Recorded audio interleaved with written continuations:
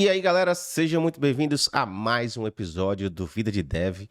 E hoje a gente vai falar sobre um assunto que eu, sinceramente, não achava que seria tão polêmico. Mas parece que tudo na bolha dev acaba se tornando polêmico de alguma forma, né? Eu quero falar um pouco com vocês sobre Leet Code, sobre formas de entrevistas como as empresas geralmente entrevistam, as formas como eu acredito que seriam as melhores para a gente conseguir achar um bom candidato.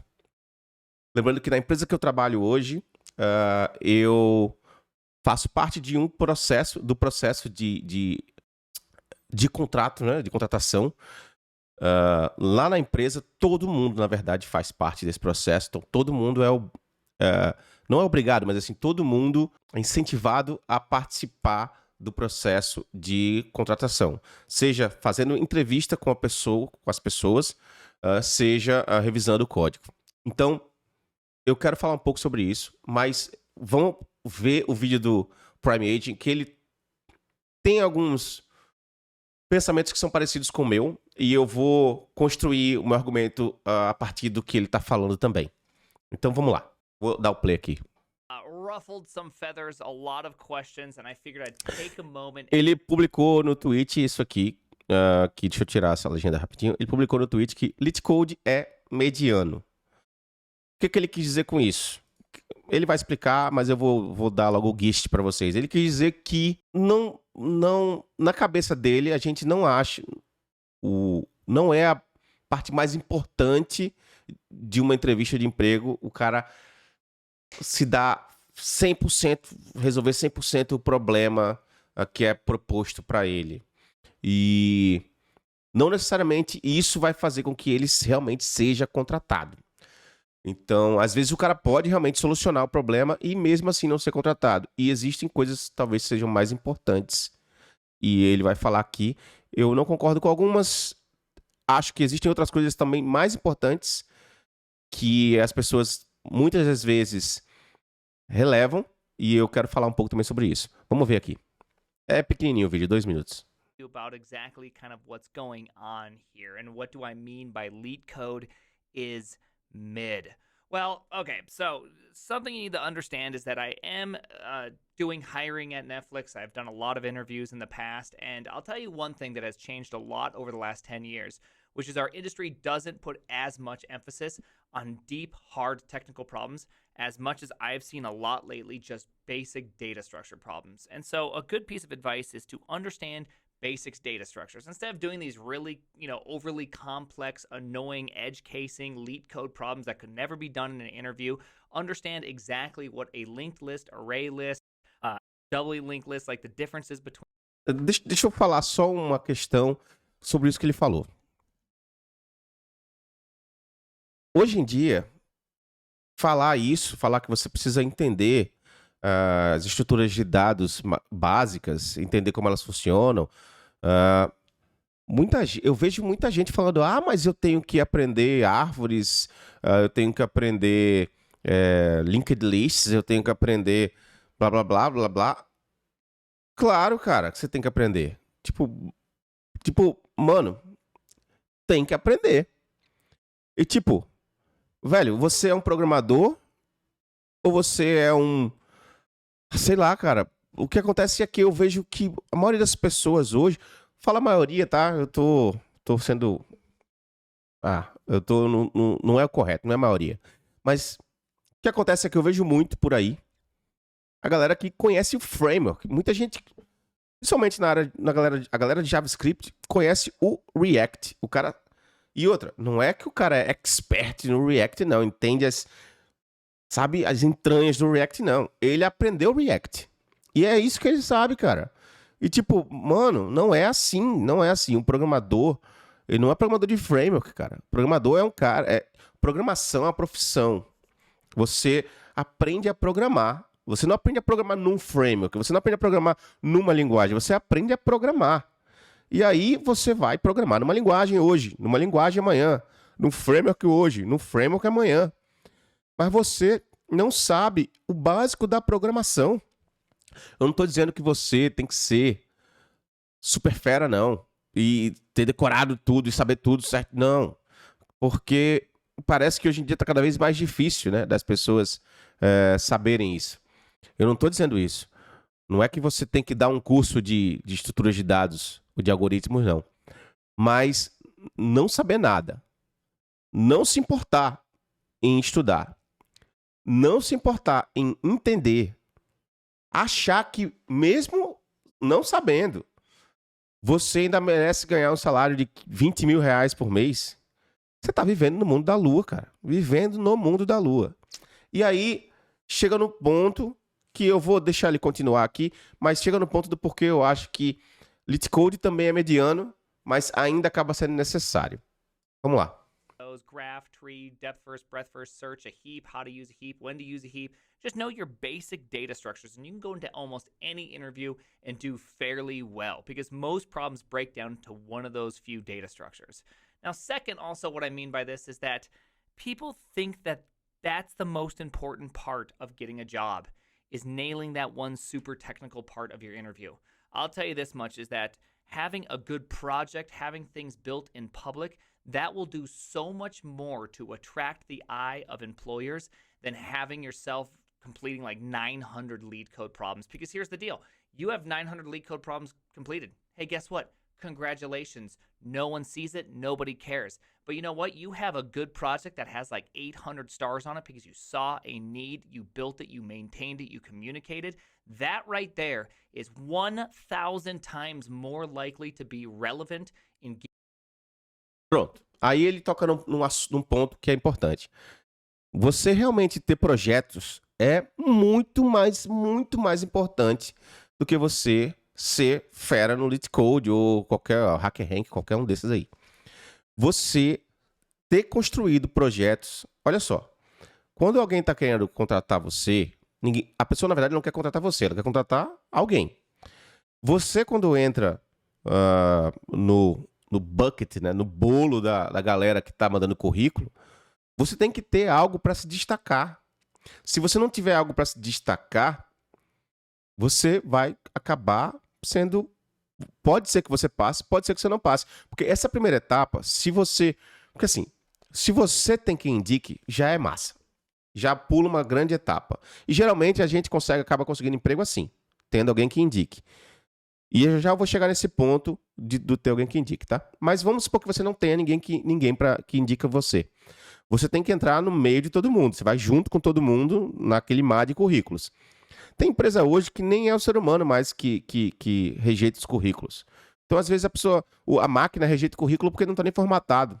Às vezes, rejeita o currículo porque ele bota lá algo específico, que se não tiver faculdade tal, não souber linguagem tal, já é removido. Então, se for de tal lugar, já é removido. Então, assim, tem empresa que nem é um ser humano que está lá olhando. E quando é um ser humano que está lá olhando, imagina que ele recebe 2.000 currículos para uma vaga. Não tem como essa pessoa olhar, ou essa equipe olhar 2.000 currículos e parar e olhar e entender. Então, o que ela vai bater é uns pontos básicos. Ela vai bater, ela tem a prática, ela vai bater. Quem é essa pessoa, onde estudou, quais projetos fez. Quem é essa pessoa, onde estudou, onde trabalhou, quais projetos fez. Basicamente é isso. Por quê? Trabalhou numa empresa massa, então essa pessoa deve ser boa. Fez projetos? Opa, legal. Então essa pessoa já tem projetos. Olha, só em você ter projetos que você mantém, ou que são até side hustle seu, que você tá lá mantendo, ter um canal no YouTube, ter um site que você mantém, um blog que é muito acessado, que outras pessoas conhecem, só nisso essa pessoa já separa o seu currículo. Porque você não tem ideia da quantidade de pessoas que não tem nada. Não tem nada. Não mantém um projeto, não tem um site, não tem um blog, não tem um canal, não tem nada. Eu não estou dizendo aqui que você tem que ter.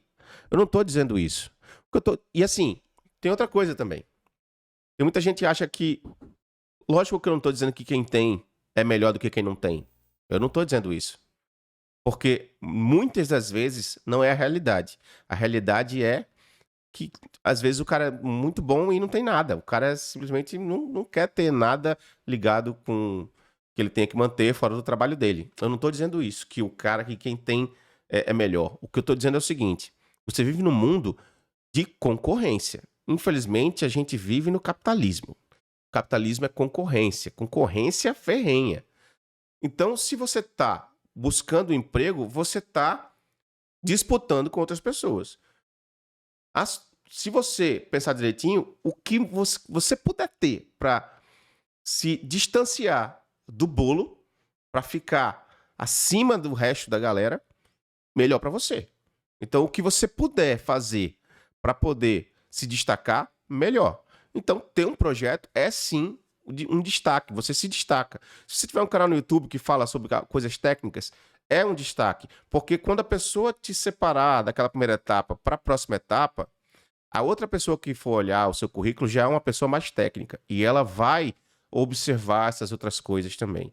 E é aí que entra. Isso eu estou falando se você não tiver indicação, porque se você tiver indicação, você já pulou essa etapa.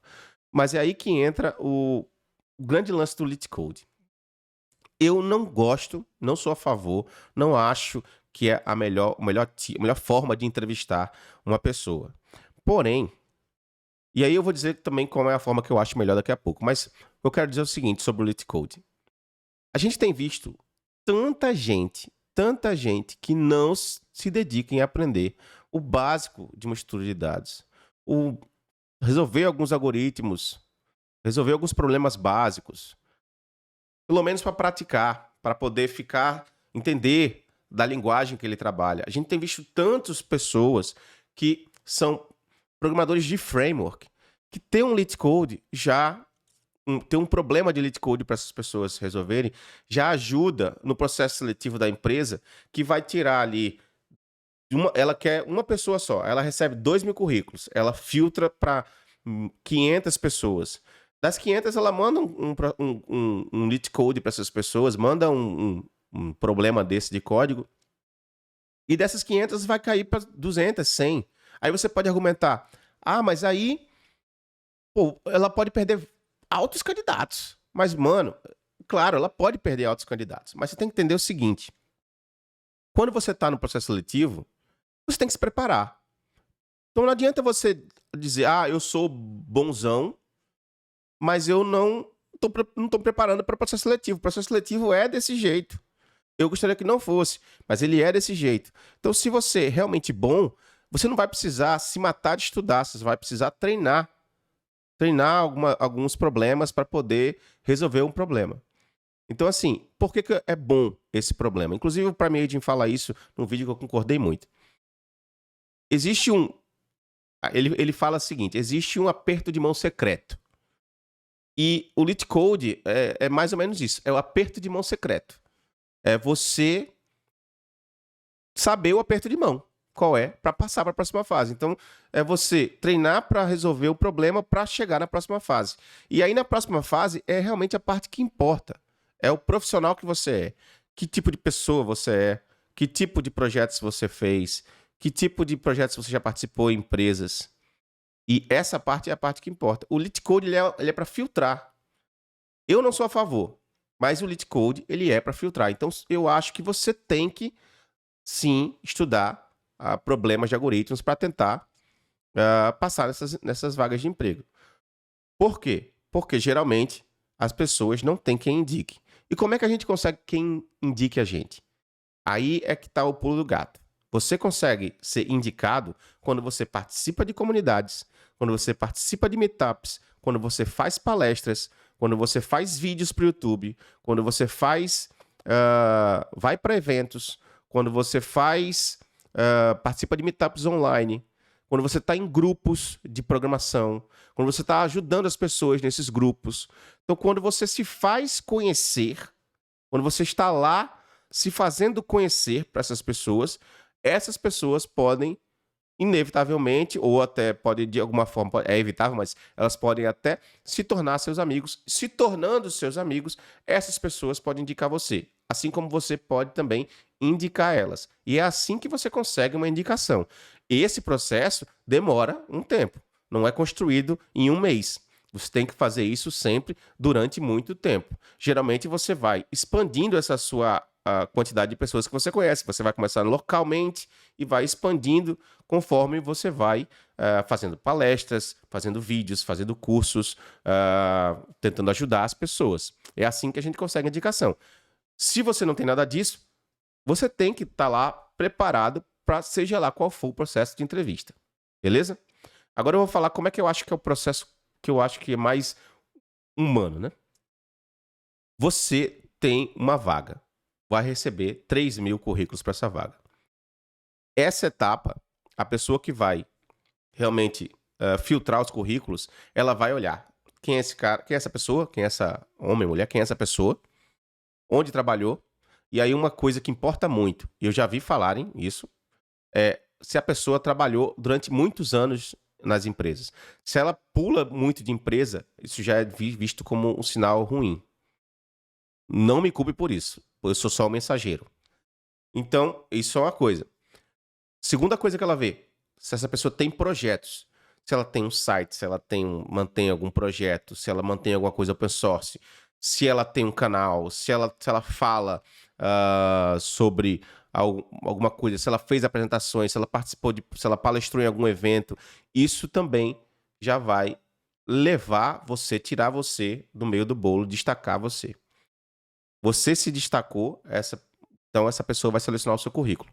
O processo seletivo mais humano para mim é que, se você passar dessa etapa, a próxima etapa é uma entrevista básica, geralmente com alguém de recursos humanos, mas que entende da área, certo? Não é uma pessoa de recursos humanos totalmente alienada da área de tecnologia, é uma pessoa que entende da área. Essa pessoa vai conversar com você, entender quais são os seus anseios, como é que você enxerga o mundo, que tipo de pessoa você é, fazer uma conversa básica, entender se dá o fit da empresa com você. Se der, próxima etapa, aí sim, é uma etapa de código, mas não é um lead code. Alguém vai mandar para você um repositório onde você tem um problema para resolver. E esse problema não é um problema de algoritmo, geralmente. É um problema que é muito relacionado ao que a empresa faz, ao dia a dia do trabalho da empresa. É um projeto que geralmente vai fazer com que você use um conhecimento que você com certeza vai usar quando você estiver trabalhando na empresa. E aí você tem o tempo que você quiser para resolver. E se a empresa te der um prazo específico, ela geralmente deveria pagar você para fazer esse teste. Ah, mas me pagar para fazer o teste? É, porque você está usando o seu tempo para fazer o teste e a empresa quer que seja feito naquele tempo específico. O Basecamp faz isso, muitas empresas não fazem. Eu também não tenho opinião forte sobre isso, porém, para mim, o mais humano seria não tem prazo. E aí você, obviamente, não vai demorar 6 meses para fazer, porque senão você perde a vaga, mas você tem aí uma semana e meia para fazer o projeto. Feito o projeto, alguém dentro da empresa vai revisar o seu código.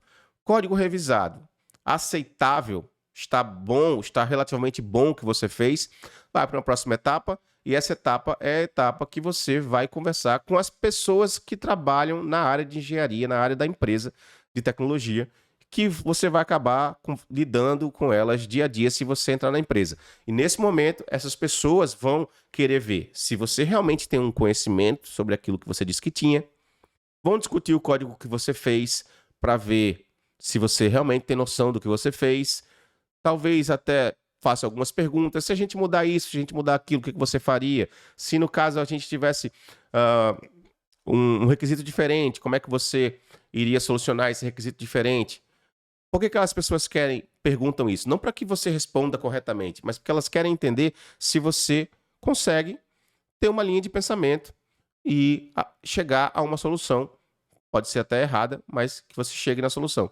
Mas principalmente o que as pessoas querem é entender que tipo de pessoa você é. Se você é uma pessoa que fica nervosa facilmente, que distrata alguém, se você é uma pessoa que consegue trabalhar numa equipe, que consegue conversar sobre o problema, que às vezes se alguém discordar de você, que você consegue entender o que a pessoa está falando e tentar discutir não vai tentar partir para um clash, né? Para uma briga, não briga de porrada, mas briga mesmo, entendeu? De uma discussão mais séria, entendeu? Então, assim, é isso que as pessoas querem ver. E se você passar dessa etapa, a última etapa, basicamente, uma etapa para garantir que você é uma pessoa alinhada com a empresa para receber uma proposta. Essa, para mim, é a forma mais humana de tentar se contratar alguém, e é a forma como a empresa que eu trabalho, a Remote, faz, que eu, sinceramente, acho que não é perfeito, mas é, de todas as que eu já participei, a melhor, que eu acredito, a que deu mais certo até agora. Mas, é como eu tô te falando, você tem que estar preparado para fazer entrevistas com Leet Code, que é com problemas de algoritmo. E, cara, pessoa que está me vendo, pense o seguinte: não seja um desenvolvedor de framework. Seja uma pessoa que estuda, se dedica e quer aprender a linguagem que você está trabalhando, mas não só a linguagem, quer aprender a programar, aprender programação. Entendeu? É a melhor forma de você evoluir como programador. E é isso. Esse vídeo ficou bem longo. Eu espero que vocês tenham curtido. Dê aquele like, se inscreve e a gente se vê depois.